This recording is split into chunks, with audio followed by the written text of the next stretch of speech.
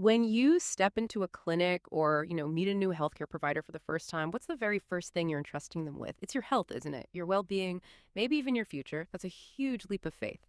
And behind every single one of those interactions, there's this meticulous, often invisible system working hard to make sure that trust is actually earned. Today, we're doing a deep dive into that crucial behind-the-scenes system, provider credentialing, and especially the vital role of the NCQA, that's the National Committee for Quality Assurance. Our mission is pretty simple: give you the shortcut to understanding why these frankly rigorous standards exist, what the latest updates from NCQA mean for everyone in healthcare, and crucially, how they directly impact patient safety and just the smooth operation of our medical world. So whether you're a healthcare leader, maybe a clinic owner, or just someone curious about how quality is maintained in your care, you're going to want to hear this. Okay, let's really dig into this because the stakes here are, well, they're monumental. Patient safety and the very privilege of practicing medicine. That's so true. It's easy for us, as patients, to just assume the person in front of us is fully qualified, licensed, on a clean record. But that assurance, it doesn't just happen by magic. It's the direct result of credentialing. It really is the bedrock, like Stab Pearls puts it. Practicing clinical medicine is a privilege, and it goes hand in hand with first being credentialed. And the NCQA, well, they really step in as the architects here, providing this consistent, effective framework to verify all those qualifications. It ensures that foundation of trust before any care is even delivered. Okay, so let's talk about that foundational why then. From your perspective, what problem was NCQA really set up to solve? What's the core issue it's tackling? Well, at its heart, NCQA was created to bring some standardization, to quality and safety in what was, and still can be, a pretty fragmented healthcare landscape. Yeah. Before these kinds of national standards, the quality of how providers were vetted could vary wildly, huge variations. And that created significant risks for patients. What's fascinating here, I think, is that NCQA isn't just about catching the bad actors, although that's part of it. It's really a proactive measure designed to build this kind of invisible safety net, identifying potential issues before they can ever impact patient care. It's about creating a national baseline for excellence. Not just cleaning up messes after they happen. Exactly. More proactive than reactive. And it's clearly not a static baseline either. I mean, NCQA is constantly evolving, right? Their upcoming 2025 updates, for instance, seem to be pushing the envelope even further. Lots of emphasis on automation, continuous monitoring. Absolutely. That shift towards automation, it's not just about being efficient, though that helps. It's really an acknowledgement of the sheer volume and complexity of provider data today. Trying to rely only on manual processes for, hundreds of thousands of providers. It's just not sustainable if you want the level of vigilance needed now. Makes sense. And what's more, these updates bring in practical tools, like there's an interim survey option now. Oh, interesting. What's that? It's basically a smoother on-ramp for organizations seeking accreditation for the first time. It makes it a bit easier for new players to step up to these high standards. It's a real game changer, actually. So lowering the barrier to entry for quality. In a way, yes, without lowering the standard itself. Yeah. And then there's the inclusion of optional collection of race and ethnicity data on provider applications. That's NCQA, trying to ensure the system itself is fair, Working towards promoting equity by checking if credentialing might inadvertently create disparities in patient experience down the line. That's a really important layer. Okay, so for organizations actually navigating this, it seems crucial to understand that NCQA offers two different main programs: accreditation and certification. Can you break that down for us, maybe with a quick analogy? Sure. Think of it like this. Accreditation is kind of like getting the full 5-star rating for running the entire restaurant kitchen. You're responsible for everything: sourcing ingredients, prep, cooking, serving, the whole deal. And you have your own head chef overseeing it. That's like your internal credentialing committee.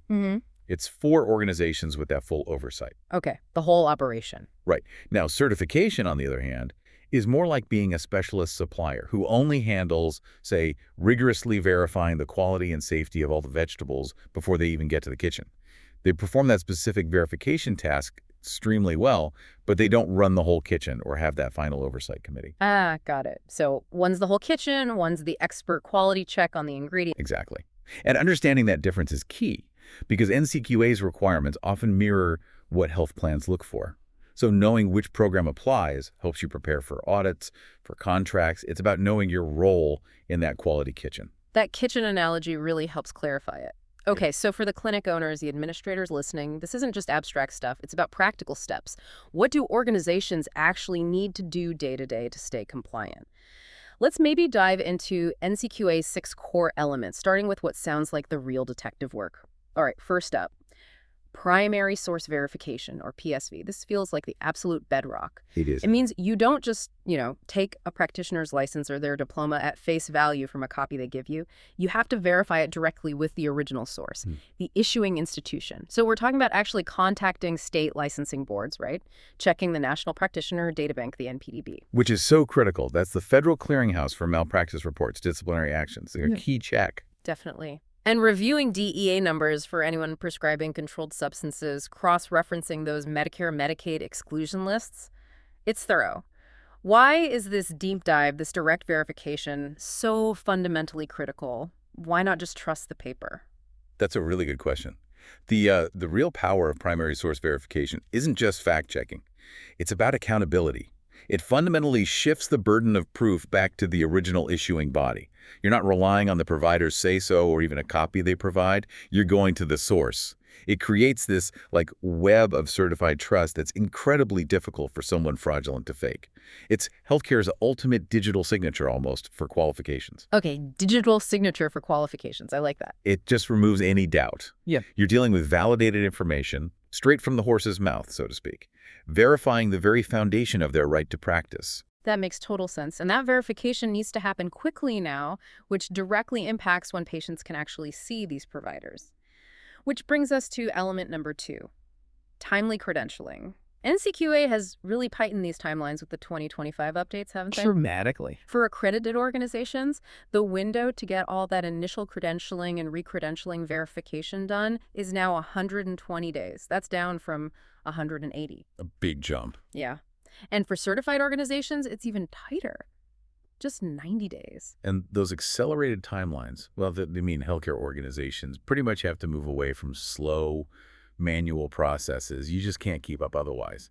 For you, the patient, what this translates to is hopefully faster access to new specialists, getting needed care sooner, because qualified providers can get into those networks quicker. And for clinic owners? It means it's a race against the clock. Efficiency becomes paramount. And honestly, that often means leveraging specialized software. It's key to keeping revenue flowing and getting providers actually seeing patients.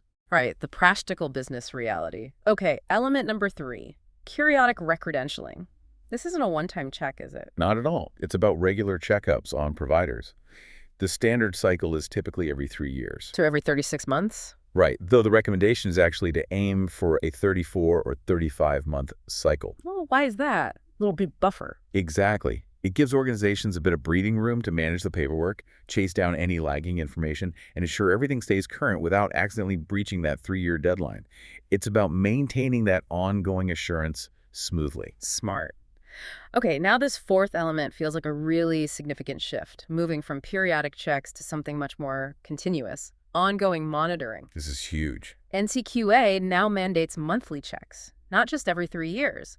Every single month. That's right. Organizations now have to check specific things monthly for all their credentialed providers. Like what specifically? Things like license expiration dates, are they still valid? Any new Medicare or Medicaid sanctions. And checking SAM.gov exclusions. SAM.gov. What's that checking for? That flags anyone who's been barred from receiving federal funds or contracts. It's a critical check against fraud, waste, and abuse, ensuring taxpayer money isn't going to, unqualified or unethical practitioners. Okay, so real-time red flags. And if something does pop up in these monthly checks, then it has to be promptly reported to the organization's credentialing committee, and they need to figure out and take corrective action. You can't just sit on it. wow. So it transforms credentialing from taking a snapshot every few years to watching a continuous movie. That's a great way to put it. And what's truly transformative about this move to monthly monitoring is the underlying philosophy. It acknowledges that quality isn't static. It's a continuous journey. It assumes, implicitly, that even a thoroughly vetted professional can encounter issues between cycles. Right. So it shifts the system from just periodic audits to this proactive, always-on vigilance, like an advanced threat detection system, but for patient safety. Threat detection system for patient safety. That really lands the importance. It catches issues as they arise, not months or years later. Precisely. Which significantly enhances patient safety. Okay, moving on to the fifth element, non-discrimination. This seems straightforward but crucial for trust. Absolutely. It's about basic fairness in the process itself. Organizations have to maintain clear written policies to avoid any bias in their credentialing and recredentialing decisions. NCQA requires them to document that applications are evaluated fairly without regard to the provider's specialty, their race, ethnicity, gender, or even their practice setting. It's about ensuring equity. Essential for building trust on all sides. Okay, and the sixth core element, delegation oversight. This is about outsourcing, right? Yes, exactly. If an organization chooses to delegate or outsource certain credentialing tasks to another entity, like a credentials verification organization or CVO. Which many do, I imagine. Yes, it's common. But you can't just hand it off and forget it. You need formal agreements that clearly spell out who's responsible for what. And here's a really key insight for efficiency. NCQA notes that a health plan might actually skip auditing the files handled by your CVO if that CVO itself holds NCQA credentialing accreditation or certification. Oh, wow. So choosing an NCQA accredited CVO can save you from potential audits down the line. It can significantly streamline compliance, saves time, saves resources, reduces audit headaches. It's a big advantage. Good tip. And one more crucial point here. Remember, these NCQA standards apply broadly. It's to any licensed independent healthcare professional practicing under the plan. So that means physicians, sure, nurses, yes, but also allied health professionals. Think physical therapists, occupational therapists, speech-language pathologists. So if a clinic employs or contracts directly with, say, a PT or an OT. They generally need to be credentialed according to these same NCQA standards, just like a physician. It ensures that comprehensive quality care net covers everyone involved in patient treatment. Right, ensures quality across the entire care team. Okay, so we've walked through all this effort, the detailed standards, the meticulous checks, the monthly monitoring. What's the big payoff here? Why should organizations invest so much time, effort, maybe money, in aligning with NCQA? It feels like it must be more than just, ticking a compliance box. Oh, absolutely. It's far more than that. Okay. NCQA compliance isn't just about avoiding trouble. It's a really strategic investment that fundamentally strengthens a healthcare organization. And, the flip side is also true. The consequences of not meeting these guidelines, they can be pretty significant, which kind of raises an important question. Beyond the obvious benefits we'll talk about, what are the actual risks if an organization falls short? Okay, let's tackle that two-sided coin. On the benefit side first. Perhaps number one, and most importantly, it leads directly to higher patient safety and quality. That's the core mission, right? Absolutely. By enforcing this thorough verification, this continuous monitoring, NCQA compliance directly supports keeping patients safe. One NCQA overview actually calls the updated standards a significant evolution in healthcare quality management. They emphasize that continuous monitoring and data-driven oversight promotes improved patient safety and healthcare quality. So for you, the patient, it gives that tangible feeling of security. Knowing your providers have met a recognized gold standard. Exactly. Second benefit, enhanced reputation and trust. Sticking to NCQA benchmarks, it signals something important to payers, to regulators, and maybe most importantly, to patients. It says your network maintains exceptionally high standards. It's like getting that gold seal of approval. NCQA themselves note accreditation can elevate organizations' reputation. It builds credibility. For sure. Third, and this is huge for the business side, faster network onboarding. For clinic owners listening, this is a real tangible advantage. NCQA accredited organizations often find they get through contract negotiations and delegation agreements with payers much faster. NCQA says an accredited entity is better positioned to receive a delegation agreement faster. Which means providers can get approved quicker. Right. And what does that mean? Faster onboarding means your qualified providers can get network privileges sooner, start seeing patients sooner. That directly benefits your bottom line, your revenue, and patient access to care. Win-win. Huge practical benefit. And fourth, related to that, new contracts and revenue. This isn't just about staying compliant. It can actually be about growth. NCQA compliance can open up more business opportunities. Earning accreditation often unlocks more contracting pathways because health plans, naturally, prefer partners who meet these uniform, trusted quality standards. Makes sense, less risk for them. Exactly. NCQA even suggests accreditation can help you expand revenue streams and secure new contracts, partly because your credentialing process is more efficient and audit-ready, so it's a smart business move, not just an administrative burden. Definitely strategic. And just to really hammer home the power of those benefits, let's quickly touch on those risks of non-compliance you mentioned earlier. What happens if you don't meet these guidelines? Well, you could fail an NCQA survey. You could potentially lose your accreditation status altogether. Which would make health plans nervous about working with you. Extremely wary. It could trigger really costly internal or maybe external audits. It puts patient safety at significant tangible risk if unqualified or sanctioned providers slip through. And it can severely slow down your provider onboarding, hitting your ability to serve patients and generate revenue. So the consequences aren't trivial. Not at all. They range from major administrative headaches and financial hits right through to critical patient safety concerns. It really solidifies the value proposition of investing in robust NCQA compliance. Okay, so you've just taken this deep dive with us into the, well, pretty dynamic world of NCQA credentialing. Hopefully you now understand not just the what, but really the why and the how behind ensuring quality and safety in healthcare. We've covered a lot from that core purpose of protecting patients through the practical steps like primary source verification, those tight timelines, the mandatory monthly monitoring, right up to the powerful business advantages that come with committing to this level of excellence. You really should have a stronger grasp now of what goes into verifying the professionals who care for us all.